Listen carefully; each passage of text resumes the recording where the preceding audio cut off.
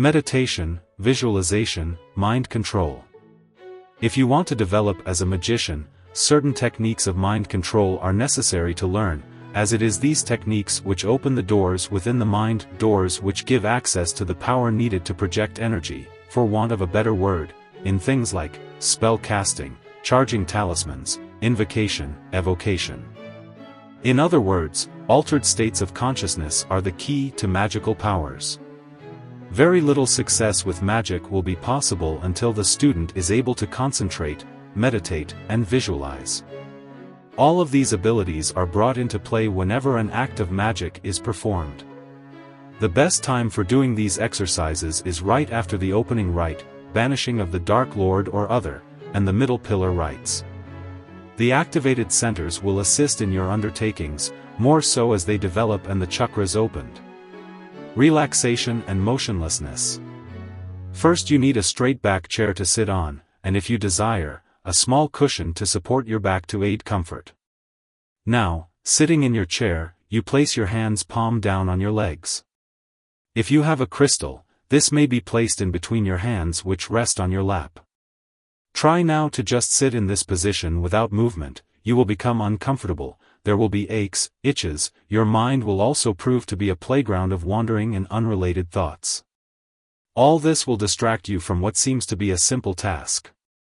Persistence, however, will be needed over days, weeks, and months to bring your body to a stage where these symptoms disappear. While in this position, just focus on your breath, as it goes in and goes out. Just observe the current of the breath, and try to concentrate on the breath only, ignoring other thoughts that may arise. Relaxation can be improved by visualizing the exhaling breath, removing all tensions. Start with the feet, inhale while visualizing your feet, and exhale as you visualize the feet relaxing. Continue up the body, shins, thighs, stomach, chest, neck, head, until you are as relaxed as possible. Other more complex methods may be employed by the student when success in this method is achieved, i.e., counting the breath and holding the breath for specific counts. Some of the better books on Hatha/Raja Yoga are recommended for this instruction, see reading list. Concentration. When concentration on the breath can be maintained for 30 minutes, without too many breaks in concentration, visualize in front of you a blank screen. All thoughts that arise must be gently pushed back, while you strive to completely still the mind until a state of total quiescence is achieved. It is this stage, after much work, the shift from dharana, concentration, to dhyana, union, cosmic consciousness, is possible. Sounds. Try a mantra, repeat over and over again, while pushing any other thoughts gently away. Aum is a common one. Satanists may use one such as Ave Satana. It's not too important what you use, the aim is to concentrate on the sound to the exclusion to all else. Objects. Stare at a mundane object with a fixed stare, or perhaps the flickering flame of a single candle. Images. Visualize behind your closed eyes, a triangle, square, circle, etc. You will find how difficult it is to stop the visualized object from distorting out of shape when you do this. When you can hold the image, add dimension and color. These simple, basic exercises are the key to success in magic, not the wonderful spell that you have just found. If you cannot master the basics, you will have little success with magic, as all practice requires the ability to concentrate and visualize. It is this one-pointed gnosis that is the key to projecting your will into the cosmos. As Peter J. Carroll said, altered states of consciousness are the key to magical powers. Ritual instructions and other important teachings. Here you will find all of the instructions you will need to get started. This is very important. The methods I teach are ones that are standard in any coven or lodge. The Satanic Bible, while essential reading for any Satanist, is not the final word on Satanism. The techniques I have given you are what was standard practice in all the lodges of the past. Thus it extends beyond the materialistic interpretation that Levi espoused in the SB. Before any ritual work is approached in any real depth. Practicing the meditation and visualization exercises is essential, for without some mastery of these principles all further work, whether it be ritual work or other forms of mentalism and control of the astral plane, would be fruitless. A word to the wise: meditation and visualization are not options, but must be mastered if further progress upon the magical path is to occur. We will now look at 4 principles that need to be worked on. These 4 principles are known as the Pyramid of Magic. Although they will be looked at separately, there is a good deal of overlap as all 4, when it comes to the performance of any magic, will be brought into play simultaneously. The 4 principles are imagination, will, faith, and secrecy. Imagination. It would not be too much of an exaggeration to say that all people that are drawn to the black arts have the quality of an active imagination. It is the ability to conjure to the mind's eye sights and images to excite and indulge the desires of the sorcerer. It is through the ability of indulging in one's individual desires of the imagination that the magician will look through when casting forth the desires of the magical will.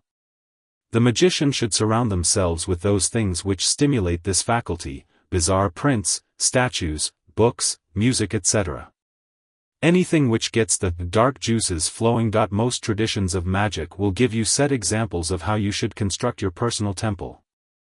I was taught, however, that one should decorate their private working space according to what turns them on, rather than having, for example, a temple furnished according to a preset traditional format given in a book. Not to say that you cannot have representations of deities or the 4 elements, etc., but rather construct your magical working space according to what excites and turns your magical juices on. Bottom line here is to consciously give your imagination free rein to express itself in whatever way is pleasing to you. Will. The lessons on meditation and visualization will go a long way in developing a strong magical will, essential for the performance of effective workings. Will is the medium through which the emotions are evoked and channeled through your imagination. In your day-to-day life it is important to develop a strong and powerful will.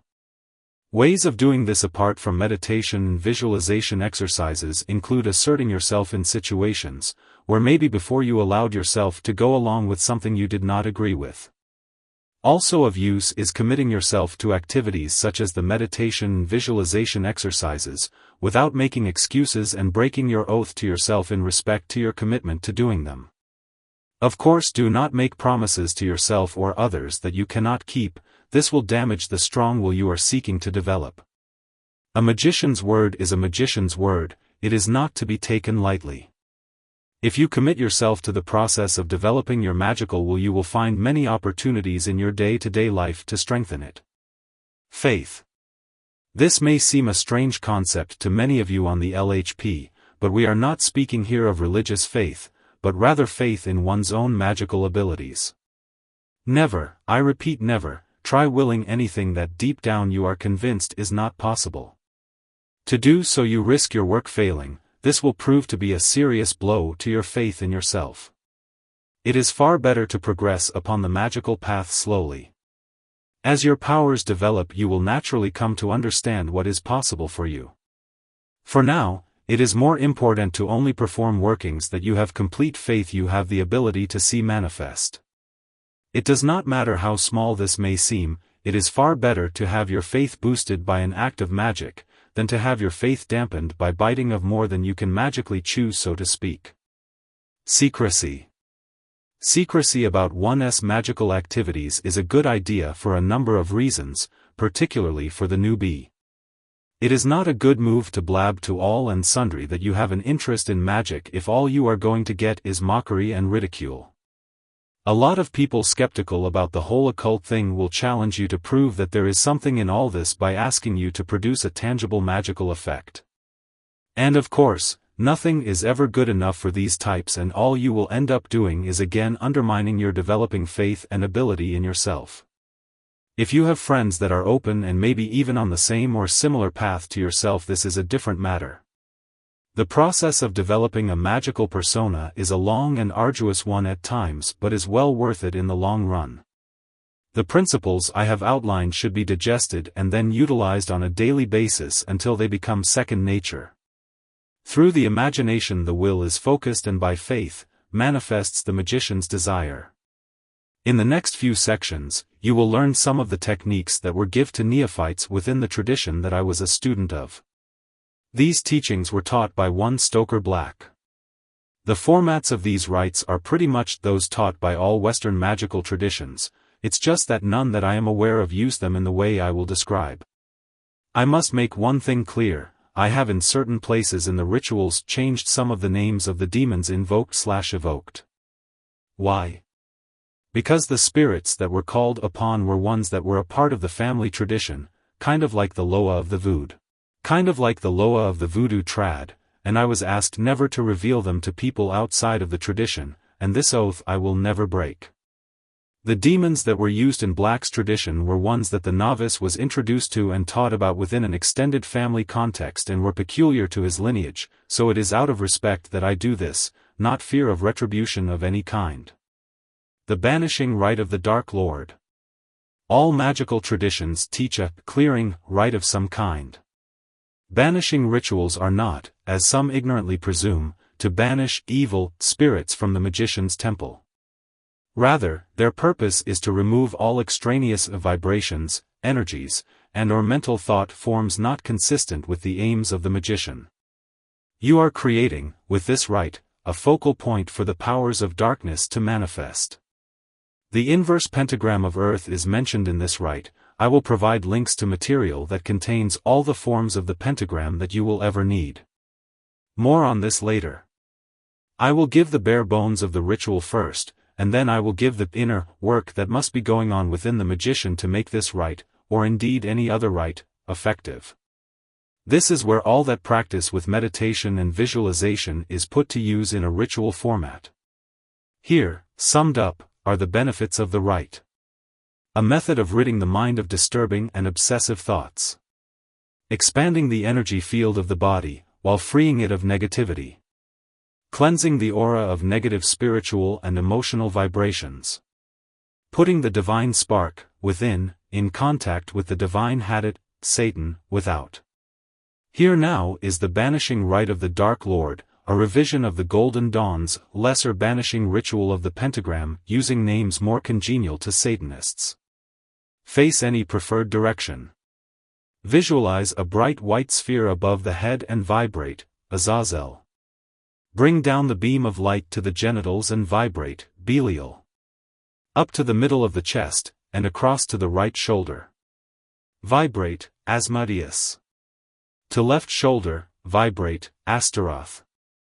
Clasp hands at the chest, visualizing a bright red reverse pentagram upon the breast, or hexagram of alchemy. If known, vibrate, Baphomet. Or Baphometus. Go to the west, draw a reverse pentagram of Earth. Note, the reverse pentagram of Earth is drawn at all four quarters, vibrate. Leviathan. Go to the south, draw pentagram and vibrate, Samael. Go to the east, draw pentagram and vibrate, Lucifer. Go to the north, draw pentagram and vibrate, Lilith. Return to center of temple, with eyes closed you visualize the demons you have invoked, and the elemental energies flowing in from each quarter. Then say, around me flame the pentagrams, the star of force and fire, within my breast the eternal one, the infinite and immortal star. Repeat steps 1 to 5. Explanations on the text. Step 1 is self-explanatory. To draw the cross of light, not the Xgen cross, let that be very clear, with your 2 fingers, middle and forefinger extended, other 2 fingers clasping thumb to palm of hand, visualize a beam of light following your fingertips to the areas of the body mentioned. The cross is visualized as extending out to infinity. Not stopping at the left or right shoulder and genitals but as an infinite line in all 4 directions. You are the star in the middle. Regarding the 4 quarters, steps 6 to 9 you may change the order if you prefer. Start in the quarter that suits you best. Many Satanists start in the west. Others with a Luciferian bent may prefer to begin in the east, in which case you start with Lucifer. Wherever you start, proceed anticlockwise. When drawing the pentagram of Earth, it is visualized in flaming red as you draw it before you, arm outstretched, use dagger if you have, and then stab the center as you vibrate the demon's name. Visualize the demons as follows. Leviathan, before you is a great dark sea, and from it rises a huge serpent which towers over you, a vast ancient intelligence shines from its eyes. Samel, a tall figure in hue of darkest pitch, surrounded by tongues of fire, he is known as Samel the Black. Lucifer, an hermaphrodite/angelic figure suffused with light and wisdom, the force of which flows into the temple. Lilith, a tall, aggressive-looking woman, wearing a long black dress, with long dark hair and eyes of fiery red, pictured against a backdrop of rocky, mostly barren mountainside, with only patches of green here and there. These visualizations are not written in stone, but are a stepping stone to facilitate communion. The demons will give you their own images peculiar to you in time. Vibration of infernal names. Here is how to vibrate the names across the astral planes, which summons the energies to your temple of art. When performing the cross, inhale deeply while visualizing the energy of the universe traveling through your nose, down deep into your body, through your feet deep into the center of the earth. When exhaling you bring it back up through your body and vibrate e.g.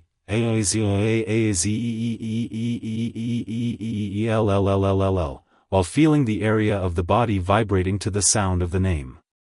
When projecting the name at the quarters, you visualize the whole area in front of you, to the ends of the universe being shaken and resonating to the sound of the names. As the power comes back, this has to be experienced to fully know what I mean here. Visualize your whole body vibrating as well. Pentagrams. Here are online copies of Crowley's Liber O and Liber V Vel Reguli. Liber O has all the point-up versions of the pentagram, and Liber V Vel Reguli has all the point-down, inverse, pentagrams needed for this work. Be careful and make sure you know which pentagrams are which. The rituals that they are taken from are not in the same sequence as normal elemental workings. Look and you will see what I mean. For now, all I want you to do is be familiar with all the various form of the pentagram. But don't let this stop you reading the rest of Crowley's notes. If you have any questions, please feel free to ask. As you can see, this simple rite has a lot of inner work that must be practiced to achieve the effect this rite was created for. This is only the beginning, but there is much here to digest.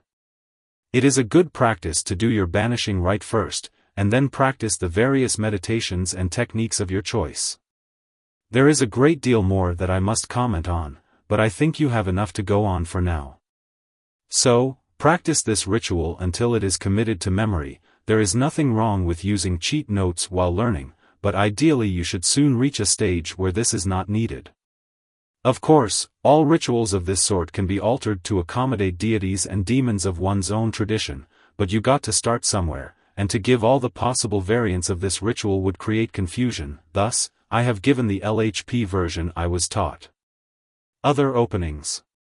In the last lesson I gave a banishing rite which fits pretty much into a Golden Dawn style approach. Just so some of you do not think that I am biased toward high magical satanic rituals, here are some other examples of openings. Those of you who are more oriented to Levi's work and paganism may find that these may suit you better. They still require the magician to use visualization techniques. Even something as simple as the ringing of the bell would be pointless unless the magician is busy visualizing the bell removing extraneous vibrations and influences. Let it be said though, that I personally feel that the banishing of the Dark Lord with all its various technique, is second to none in developing magical abilities. Enough said. Other possible openings. Simply by ringing a bell in each of the 4 quarters while visualizing the noise of the bell removing extraneous vibes. An opening using the 4 elements. Place a handful of rock salt into your chalice, cup hands over the chalice and visualize a dim bluish light hovering over the contents. Say, in the name of Belial, Lord of Earth and Leviathan, Lord of the Seas, I bless this water in thy name. Sprinkle the area Widdershins 3 times. Likewise cup hands over the incense and visualize a dim blue light hovering it. Say, in the name of Lucifer, Lord of Air, I bless this perfume in thy name. Cleanse the area Widdershins 3 times. Finally, cup your hands over the candle flame, visualizing the same blue light. Say, Satan, Lord of Fire, I bless this flame in thy name. Again, move around the area Widdershins 3 times. The infernal middle pillar. The infernal middle pillar is a dynamic technique of stimulating the energy centers of the body. This ritual has its origins with the Golden Dawn. It was felt, however, that the use of Hebrew names of power were not suitable for the left-hand path in all situations, so this version was devised. It has since become a favorite with Satanists that I have taught it to, and in some cases has replaced the original version altogether. For those of you unfamiliar with such rituals, it is the Western magical version of the Eastern system of working with the subtle energy systems of the body. The Eastern system of working with the base chakra first and raising the kundalini up through the energy centers to the crown chakra is advisable only under the guidance of an experienced yoga master in most cases, as some of the techniques can be dangerous. The reason for this is that the energy in the base chakra is raw sexual energy, which is the psychospiritual equivalent of nitroglycerin.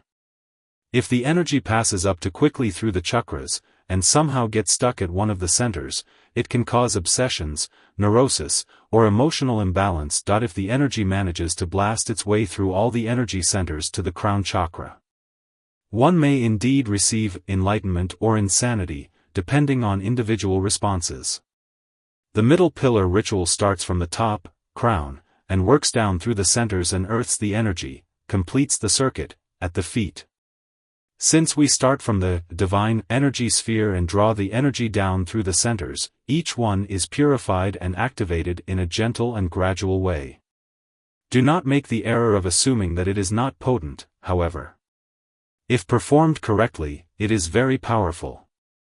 I had a student who was not quite himself at the time he performed this rite, and he collapsed.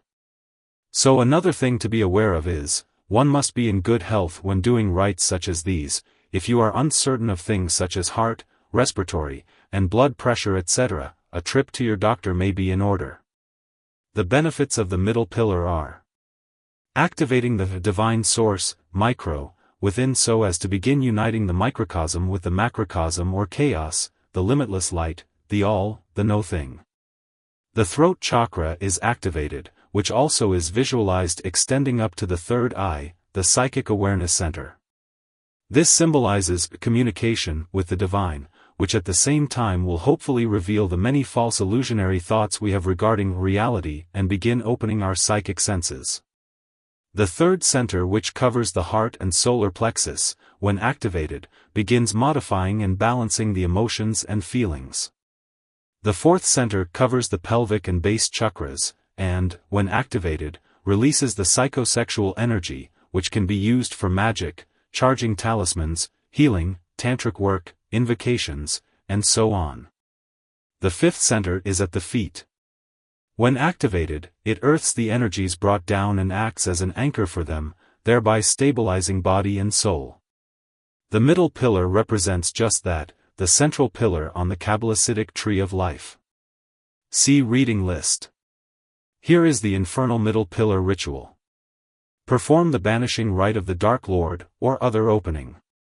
Visualize a bright sphere above the head. The 1,000-petaled lotus is one name given to this, thus it is viewed as brilliant white light. Vibrate, Satan, 3 or 4 times. Then imagine a shaft of white light descending down from the sphere, through your head to the nape of the neck where it widens into a sphere of light. Vibrate, Coranzan, 3 or 4 times, sphere is extended up and over the third eye. Visualize the shaft of light descending to the solar plexus area, where it expands into another sphere of light. Vibrate, Lucifer, 3 or 4 times. Then again see the beam descend to the genital area, where it expands into another sphere of light. Vibrate, Lilith, 3 or 4 times. Finally the beam descends to the feet, to the final center. As the sphere expands, see it extending over your feet and under the earth. Vibrate, Belial, 3 or 4 times. Stand for a while and feel the effects on your energy system. Most students find that this dynamic way of working with the energy centers brings immediate results. After about 6 months of doing this ritual, you may begin to experience unusual phenomena. This is because you have been working with and activating previously unused energy centers. You may experience small or large floating lights. You may even have the occasional manifestation of astral entities. But I must stress that these phenomena are all harmless. They are only manifestations of the fact that you have been awakening your astral senses. In the next lesson I will be giving you techniques of moving the energy that you have been activating with this ritual. For those of you that are serious about cultivating magical power, a good format for daily practice would be as follows. Perform the Banishing of the Dark Lord, or an opening of your choice. The Infernal Middle Pillar.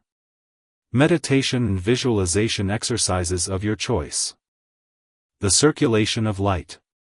The above rituals need to be practiced and some proficiency gained in them before this next step of circulating the body's energy is attempted. It should be obvious that the ritual of the infernal pillar opens the chakras within the body of the Satanist. This has many uses. When some measure of expertise is reached with this ritual, you will be able to focus this energy to do many things. But for now I will simply give you some techniques which begin to move the body's energy field in various ways under the control and direction of the mind. The ritual of the infernal pillar opens the psycho-spiritual centers of the body, to allow the energies that are around us to be able to flow in and out of the body. The benefits of which are many. When one begins to activate the centers over the months, they open up and allow the emotions and feelings that are unbalanced to become focused and still. You are then less inclined to extremes of emotion, your thoughts become more tranquil, your whole being begins to center itself. The harnessing of this energy is very important to your development.